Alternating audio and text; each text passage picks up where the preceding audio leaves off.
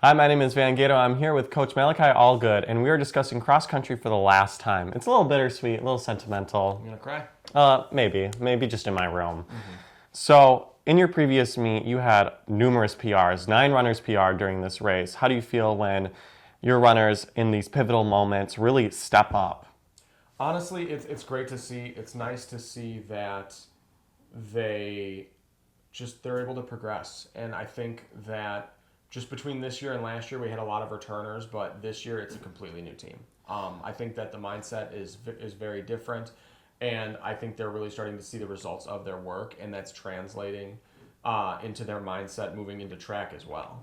And you had friendly competition within that. You had Tegan and Lydia, who have been competing kind of neck and neck for that second spot on the women's side.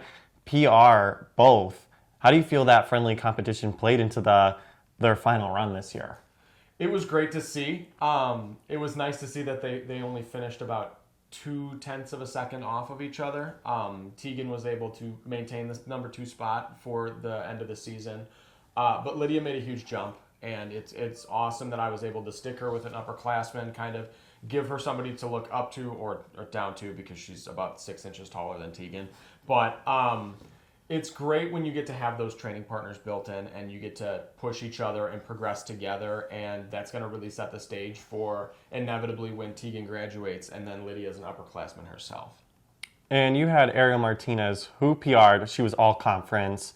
How do you feel about that leader of the pack for your women's side, really instilling these motives, making sure everyone kind of locks in, as you said, at the end of the meet? How do you feel about a runner stepping up like that?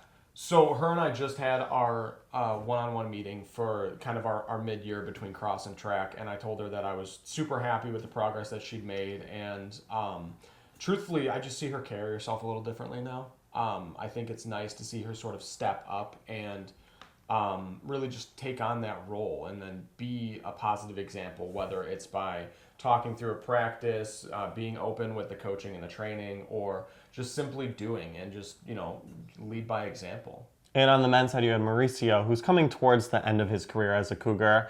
How do you feel those ending moments for a runner and the regional for cross country impacts them going into track and field? I think that it sets the tone for the whole rest of the year. If there's a good cross country season, I think they're bound to have a good track season as well. And I think that just the positive mindset, the carryover through Christmas break pays huge dividends when we start getting into the nitty gritty. Track is a much longer season than cross is, admittedly. So it'll make a huge difference when we start getting the dog days of the crummy winter weather turning into spring, and we're constantly doing workouts week in and week out. And for that transition from outdoors to indoors, how are you going to prepare your runners for that upcoming season?